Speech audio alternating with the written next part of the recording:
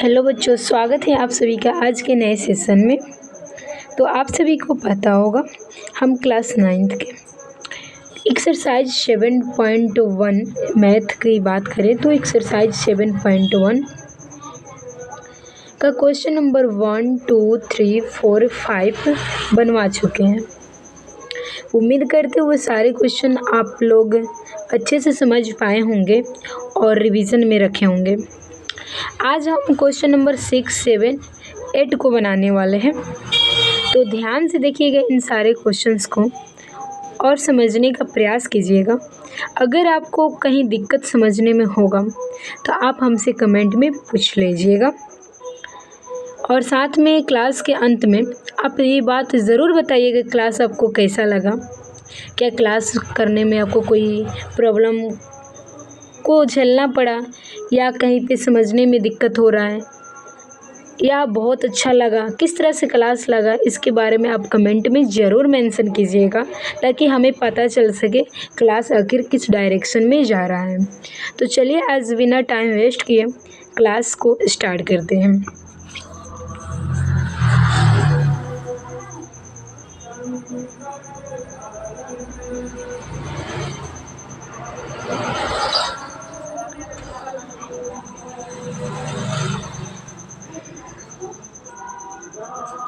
थोड़ा सा पेन को मोटा कर लें ताकि आपको स्पष्ट दिखाई दे।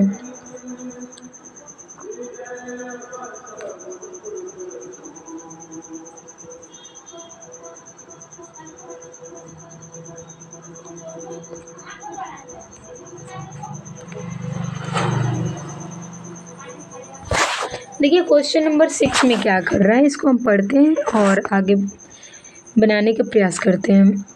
कह रहे आकृति 7.21 में यानी इस आकृति में AC बराबर AE दिया हुआ है। AC बराबर क्या दिया हुआ है? AE। ध्यान से देखिएगा AC यानी यहाँ पे AC और AE बराबर दिया है। नेक्स्ट बात करें तो AB बराबर AD दिया है, यानी AB बराबर क्या दिया है? AD दिया है। इस फिगर को हम साइड में बनाते हैं ताकि आपको स्पष्ट दिखाई दे।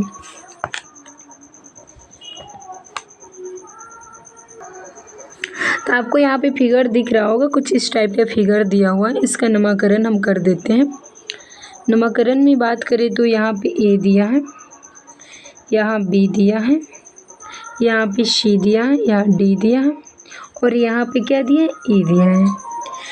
बोल क्या रहा है कि जो AC है ना, यहाँ पे आपको हम कलर चेंज करके बता रहे हैं। AC यानी ये वाला लाइन AC ये बराबर दिया हुआ है AE के बराबर दिया है। किसके बराबर दिया है? AE के बराबर दिया है। ओके, साथ में बता रहा है कि AB बराबर AD।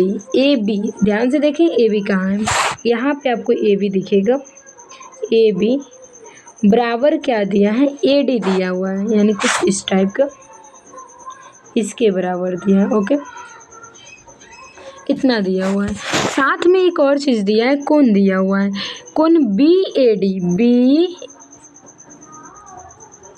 कोण BAD यानी कुछ ये वाला कोण बराबर किसके दिया है? कोण EAC के, यानी इस कोण के बराबर दिया है। यानी आप देख सकते हैं दो भुजा बराबर दिया है, एक कोण दिया हुआ है। और साबित क्या करना है? BC बराबर साबित क्या करना है, इसको ध्यान से देखना।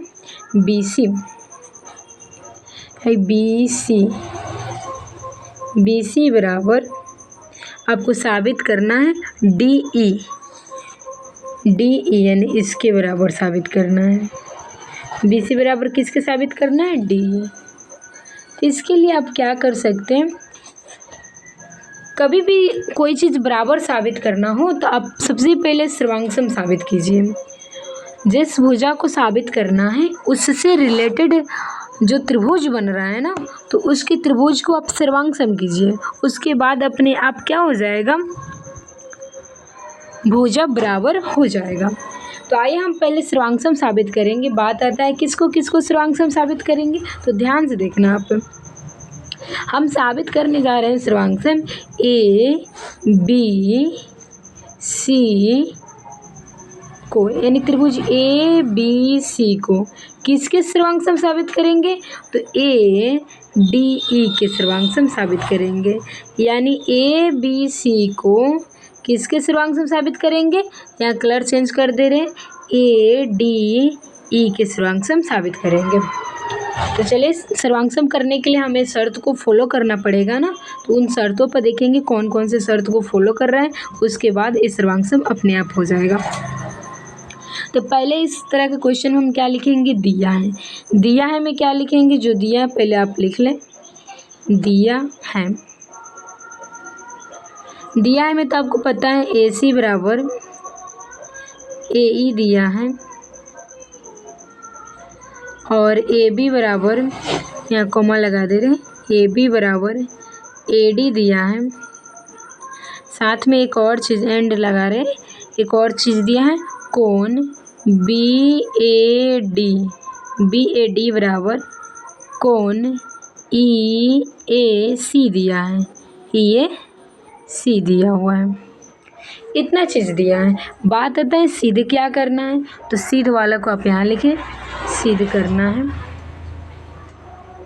सिद्ध करना है। क्या सिद्ध करना है? ध्यान से देखना, बी सी बराबर डी ई, बी सी बराबर डी ई सिद्ध करना है। अब हम लेके चलेंगे क्या? प्रमाण। प्रमाण लेके चलेंगे। देखिए, प्रमाण में हमें दो चीज़ तो अपने आप दिख जाएगा। जैसे इस वाले त्रिभुज को हमें सर्वांग सम करने जाना है ना, तो इसमें क्या दिखेगा? ए सी। इसमें ए सी है ना, ए सी बराबर किसके हैं? ए ई के। इस वाले त्रिभुज में ए ई के बराबर है, ए वाला त्रिभुज में ए ई के है ना।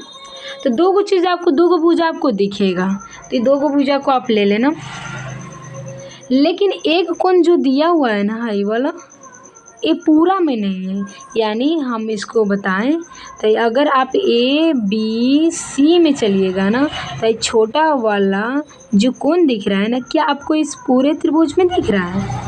नहीं दिख रहा होगा ना, यहाँ पे बस यहीं पर है। अगर ये छोटा वाला कोण में हम इतना ऐड कर दे तो पूरा मिल जाएगा ना, यहाँ वाला ऐड कर दे तो आप कहिएगा जी हाँ मिल जाएगा। तो हम जा रहे हैं यही काम करने, जो यहाँ का कोण है ना उसमें किसको ऐड कर देंगे? तो छोटा वाला कोण को ऐड कर देंगे, ठीक है। तो ये टोटल कोण मिल जाएगा, क्योंकि हमें केवल छोटा वाले की ज़रूरी थोड़ी ना है, हमें इस बड़ा वाला का ज़रूरत पड़ेगा इस बड़े त्रिभुज में। तो हम जा रहे हैं छोटे वाले को ऐड करने। तो जो है दिया हुआ है ना, पर दिया है में लिखाएंगे कोण बी ए डी बराबर कोण बी ए डी बराबर जो दिया हुआ था कोण ई ए सी, कोण ई ए सी। ये तो दिया हुआ था, यहाँ क्वेश्चन में लिख लेंगे दिया है, लेकिन इसमें हम कुछ चेंजिंग करने जा रहे हैं। चेंजिंग क्या करेंगे? ध्यान से देखना, इस छोटा वाला में हम ई वाला जोड़ने जा रहे हैं ना, वैसे ही काम इधर से भी करेंगे। ये छोटा वाला है ना, उसमें क्या जोड़ देंगे? वहीं बीच वाला जोड़ देंगे। तो ये इस वाले त्रिभुज के लिए भी ये मिल जाएगा, है ना, टोटल मिल जाएगा, टोटल मिलेगा ना। तो ध्यान से देखना, हम जोड़ने जा रहे हैं कोण सी ए डी को, दोनों साइड जोड़ेंगे, बी ए डी प्लस कोण सी ए डी। जब जोड़िएगा तो एक साइड कभी भी नहीं जोड़ा जाता है, बराबर के दोनों साइड एक ही तरह का काम होता है। इधर भी हम जोड़ लेंगे कोण ई ए सी प्लस कोण सी ए डी। दोनों साइड हम क्या करेंगे? सी ए डी को ऐड कर देंगे, यानी जोड़ देंगे। तो ध्यान से देखिएगा अब क्या मिल जाएगा। जब आप बी ए डी यानी छोटा वाला में ये वाला छोटा वाला जोड़िएगा तो कहीं ना कहीं बड़ा वाला मिलेगा ना। अब बड़ा वाला का नामकरण आप कैसे करेंगे? बी ए सी कर सकते हैं ना, बी ए सी इस तरह से। तो आप कहिएगा जी हाँ बिल्कुल कर सकते हैं। तो इसको आप लिखिए बी ए सी, यानी B A D plus C A D मिल के क्या हो जाएगा? कोण बी ए सी बराबर। अब ध्यान से इधर देखना, इस साइड भी देखिए ई ए सी, कोण EAC यानी है छोटा वाला में, फिर आप बीच वाला जोड़ देंगे तो ये बड़ा वाला मिलेगा ना यहाँ से यहाँ तक। आप कलम पर देखिएगा कलम कहाँ तक जा रहा है, बस उतना ही साइन अपने दिमाग में बैठाइएगा। यहाँ से यहाँ तक मिलेगा ना, तो बात आता है इसका नामकरण कैसे करें। तो इसका नामकरण EAD कर सकते हैं ना, EAD।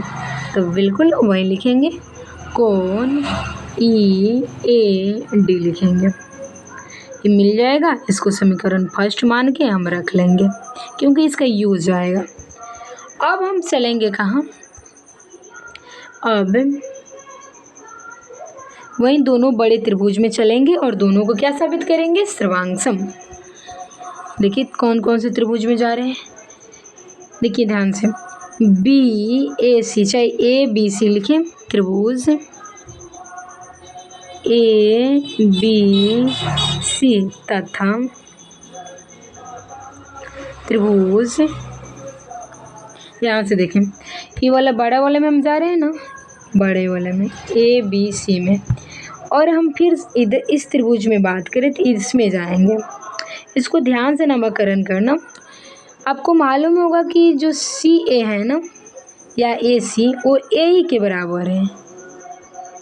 यहाँ पे जो AC है ना वो किसके बराबर है, AE के बराबर है, AE के बराबर है, ध्यान से देखना। और बीच में एगो कौन बच गया, AE के बराबर C बच गया ना, सॉरी D बच गया ये वाला में, तो इसको लिखेंगे ADE लिखेंगे। त्रिभुज ABC और ADE में हम चलेंगे और दोनों को क्या साबित करेंगे, सर्वांगसम। तो ध्यान से ABC और ADE में आपको पहले से AC बराबर AE तो दिया हुआ था ना, कहाँ दिया हुआ है, यहाँ ध्यान से देखेंगे, AC बराबर AE तो दे दिया है, साथ में आप देख सकते हैं कि AB बराबर AD भी दिया हुआ है, AB बराबर AD भी तो दिया हुआ है, दो चीज़ तो ऑलरेडी दिया हुआ है। लेकिन तीसरा हम यहाँ पे निकाल कर रख लिए हैं समीकरण फर्स्ट में, कोण BAC बराबर कोण EAD, कोण EAD कहाँ से थे, यहाँ आप लिख लेना समीकरण फर्स्ट से, कहाँ से, समीकरण फर्स्ट से। देखिए इस त्रिभुज में BAC यानी हाई वाला कोण और इसमें बात करें तो EAD यानी ई वाला कोण क्या है, दोनों बराबर हैं। कहाँ से, तो समीकरण फर्स्ट से। तो आप देख सकते हैं कि दो गो भुजा के बीच हमें क्या मिल गया, एगो कोण मिल गया ना। ये किस शर्त को फॉलो कर रहा है, तो आपको मालूम होगा कि यह शर्त फॉलो कर रहा है SAS को, है ना, दो गो भुजा के बीच एक कोण को फॉलो कर रहा है।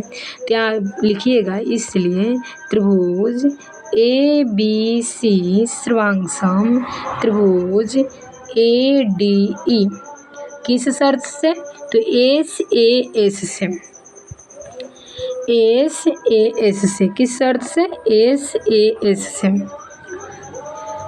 अब तो हम सर्वांगसम साबित कर लिए, अब इस चीज़ को हम फिर से लिखेंगे, चूँकि त्रिभुज ABC सर्वांगसम त्रिभुज ADE ये तो साबित हो चुका है ना, अभी जस्ट साबित किए हैं, सर्वांगसम है, इसलिए लिखेंगे BC बराबर, यानी इसका सेकेंड और थर्ड, इसका भी सेकेंड थर्ड के बराबर होगा ना, BC बराबर DE, BC बराबर DE।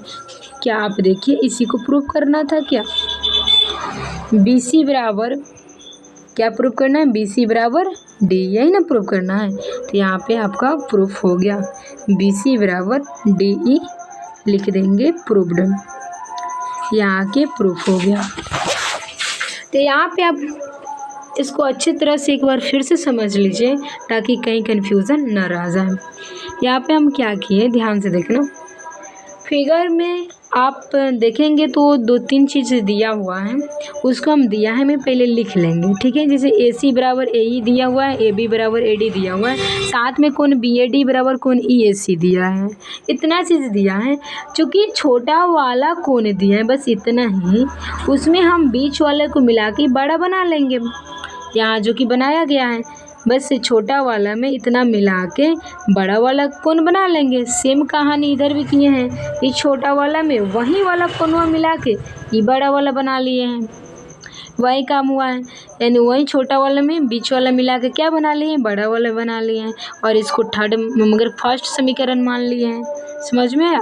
और उसके बाद हम कहाँ गए हैं, ये दोनों बड़ा वाला त्रिभुज में गए हैं, एक इसमें और एक इसमें गए हैं, दोनों को सर्वांगसम साबित किए हैं। सर्वांगसम के लिए दो चीज़ तो पहले से दिया था, जैसे यही भुजा दिया हुआ था, ये भी भुजा दिया हुआ था। एक कोण हम जो समीकरण फर्स्ट में लेके आए हैं वो वाले कोण को रख लिए। इस तरह से हमें 3 चीज़ें मिल गई, और यह कहीं ना कहीं सर्वांगसम के शर्त को फॉलो करता है। कौन सी शर्त, तो एस शर्त को फॉलो करता है। इसलिए लिखेंगे क्या है, ऊपर वाला दोनों त्रिभुज क्या है, सर्वांगसम है, क्योंकि ये एक शर्त को फॉलो कर रहा है। आज जैसे ही सर्वांगसम मिल गया है, आपको मालूम है जब सर्वांगसम कोई चीज़ हो जाता है तो हम वहाँ से बहुत सारे चीज़ें को लिख सकते हैं। जैसे अगर इसका सेकेंड थर्ड को हम लें तो इसका भी हम सेकेंड थर्ड को बराबर कर सकते हैं।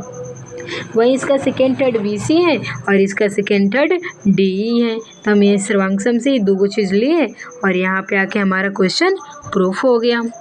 तो उम्मीद करते हैं कि ये क्वेश्चन आपको समझ में आ गया होगा। अगर आपको ये क्वेश्चन समझ में नहीं आया होगा, कहीं दिक्कत है, तो फिर से इस क्लास को देखिएगा और इस क्वेश्चन को फिर से बनाने का प्रयास कीजिएगा और समझने की कोशिश कीजिएगा। तो चलिए हम नेक्स्ट क्वेश्चन पे बढ़ते हैं।